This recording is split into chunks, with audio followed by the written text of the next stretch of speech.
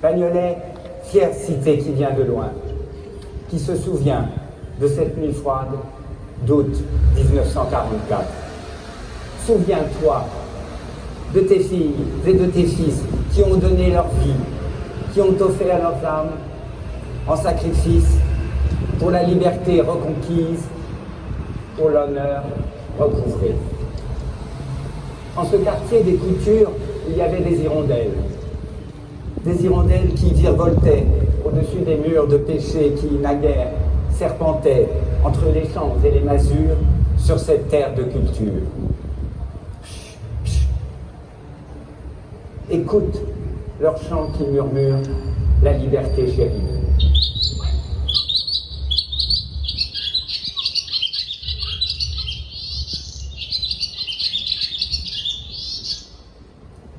Hirondelle des Coutures, c'est le joli nom qu'avait donné un saint homme, l'abbé Charles Béthune, au patronage qu'il avait fondé pour les gosses de Bagnolet. Peut-être s'était-il souvenu des vers de La Fontaine en songeant aux hirondelles. Une hirondelle en ses voyages avait beaucoup appris.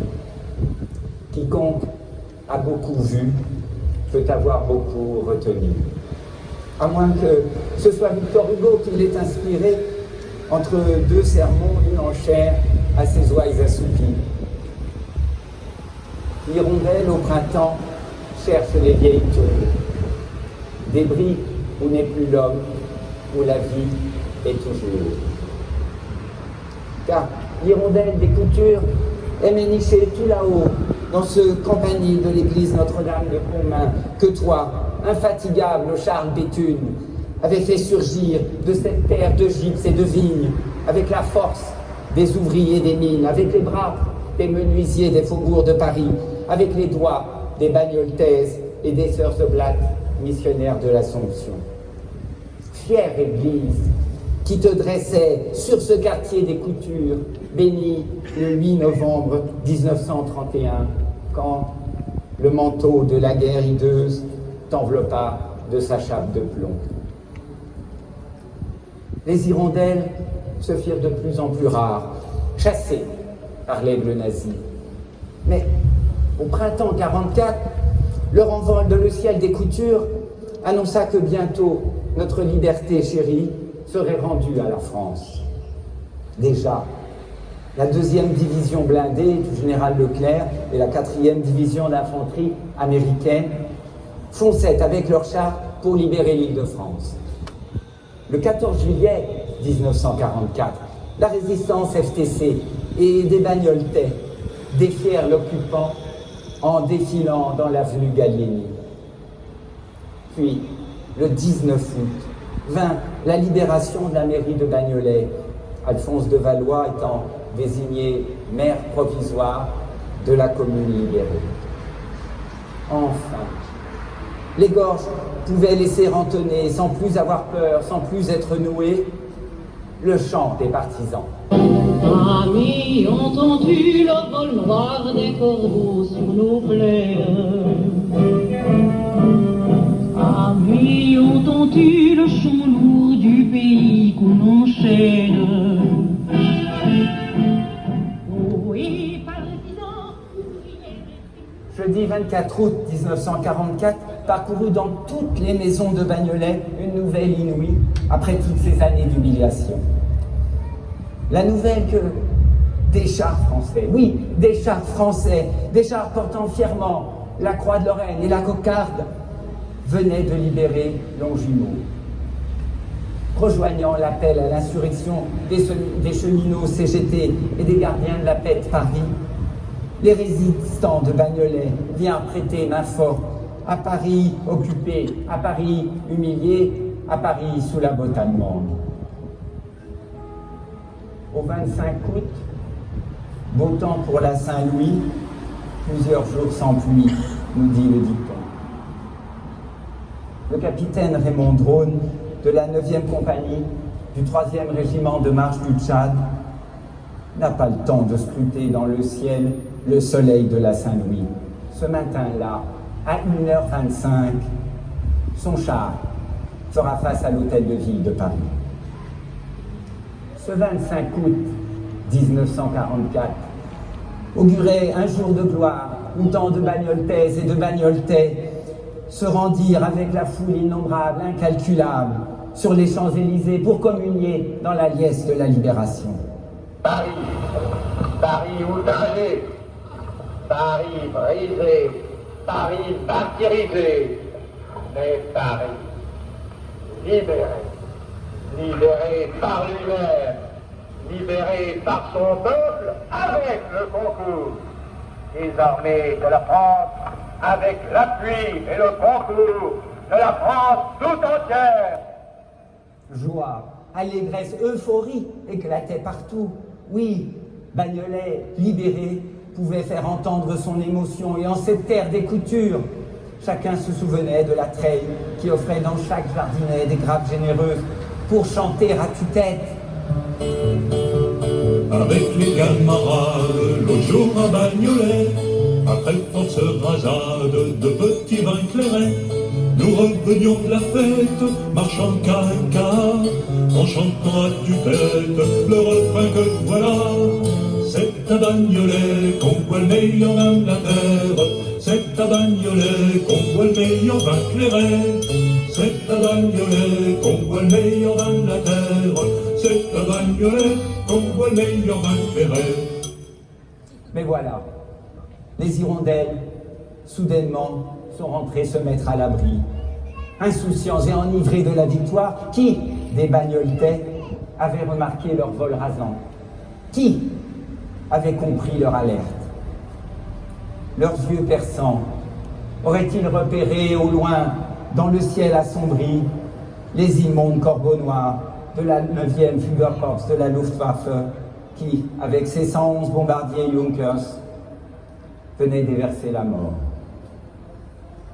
Un crime lâche, un crime sans autre but de guerre que l'immonde bête qui agonie mais pique encore une dernière fois par pure méchanceté. En ce samedi 26 août 1944, qui se serait douté?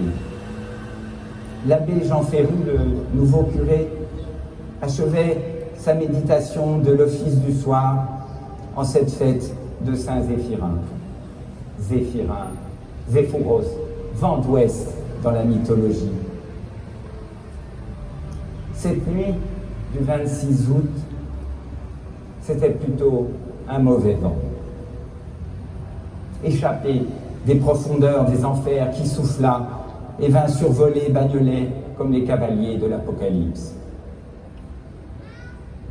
Le campanile de Notre-Dame de Pontmain résonnait tout juste de ses 23 coups, quand, soudain, au cri de joie de la veille, au refrain grésillant encore des phonographes, succéda un son strident, un son qu'on n'aurait plus jamais voulu entendre à nouveau.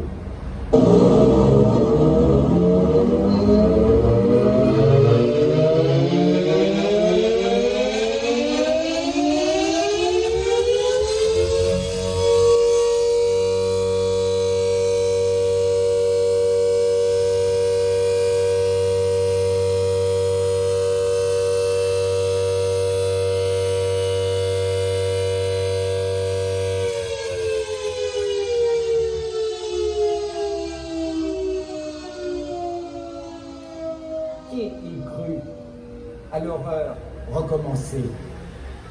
La victoire ne venait-elle pas d'être fêtée? Non, ce n'était pas une fausse alerte.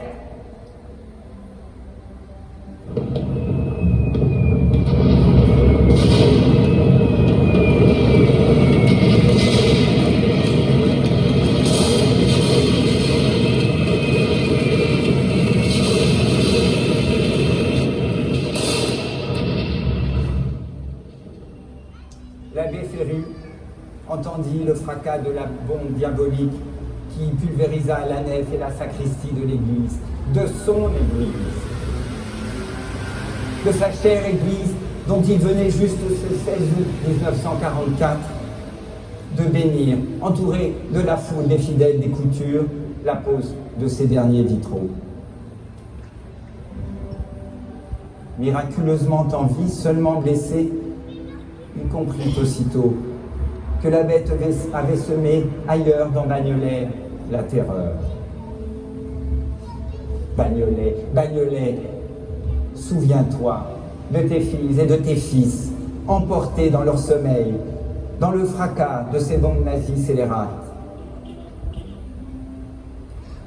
Jean-Philippe d'Henri Gall, 69 ans, lâchement assassiné au 3 rue Jean Jaurès.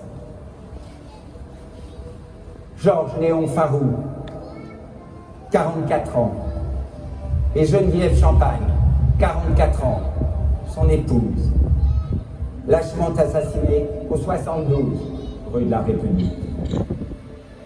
Agnès Ernestine Menanteau, veuve Turmel, 49 ans, lâchement assassinée au 20 rue de la Capsulerie. Alphonse Constant Pessin, 48 ans, lâchement assassiné au 3 rue Jean Jaurès. Antoine Vidal, 53 ans, lâchement assassiné au 80 rue de la République. République, Zola, Bagnolet, mais c'est vous aussi que les nazis assassinaient. Aujourd'hui, chacune, chacun se souvient de vous et s'incline devant votre sacrifice. Un sacrifice qu'en ce soir anniversaire, Bagnolet n'a pas oublié. L'Île-de-France n'a pas oublié les 189 franciliens lâchement tués et les 890 blessés en ce 26 août 1944. L'Île-de-France n'oublie pas les 3130 civils franciliens morts sous des bombardements, morts pour la libération de l'Île-de-France entre 1940 et 1944. Sonnerie aux morts.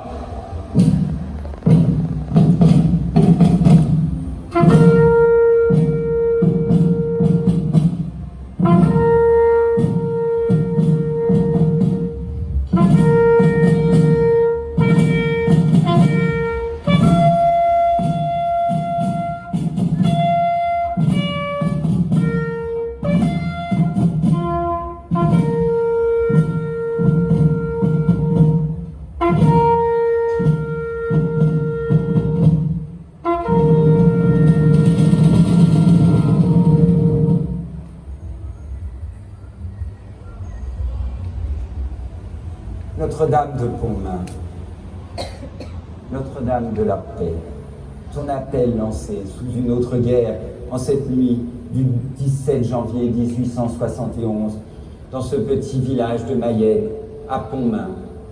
Cet appel d'une mère confié à 4 de ses enfants, Eugène, Françoise, Joseph, Jeanne-Marie. Alors que les canons prussiens tonnaient au loin cet appel, ton appel, a-t-il seulement été entendu? Priez, mes enfants. Dieu vous exaucera en peu de temps. Mon fils se laisse toucher. Oh oui, nous voulons croire que tu seras écouté. Le curé, aussitôt dans son église pulvérisée, au milieu des décombres de briques et de tuiles, dans les lambeaux de pierre, pareils à des lambeaux de chair, effondré devant l'anéantissement du travail entrepris depuis la première chapelle édifiée en 1907, se retourna, agarçonné, vers la façade. Et il vit qu'à travers le vitrail de la Vierge de la Paix, un rayon de lune lui souriait. Et il lui sembla qu'une hirondelle, c'était bien l'hirondelle des coutures, virevoltant au-dessus des décombres, en le frôlant, vint lui murmurer à l'oreille, « Confiance, confiance !» Se souvenant alors du livre des Proverbes qui proclame, comme un battement d'ailes, comme un envol d'hirondelles, Maudire sans raison ne mène à rien. Il chassa de ses pensées tout esprit de vengeance. S'étant retourné vers le vitrail de la Vierge, il vit et il crut. Il crut que la paix triomphe toujours du mal. C'est comme s'il entendit résonner à cet instant cet hymne à la paix, un hymne à l'humanité, un hymne à la beauté, c'est-à-dire un hymne à l'amour.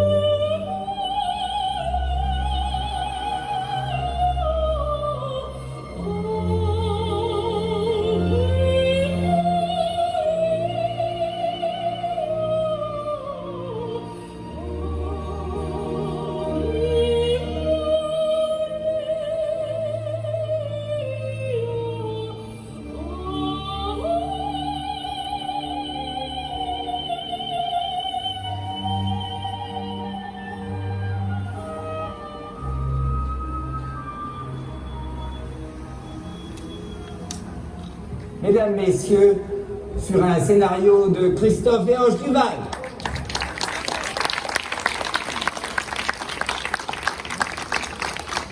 Avec l'interprétation du chant des partisans de Germaine Sablon.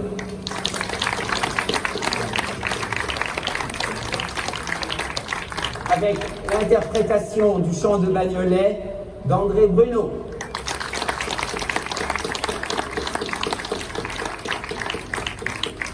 Au son et à la lumière, Bruno de Barochet et Fabrice Boucher.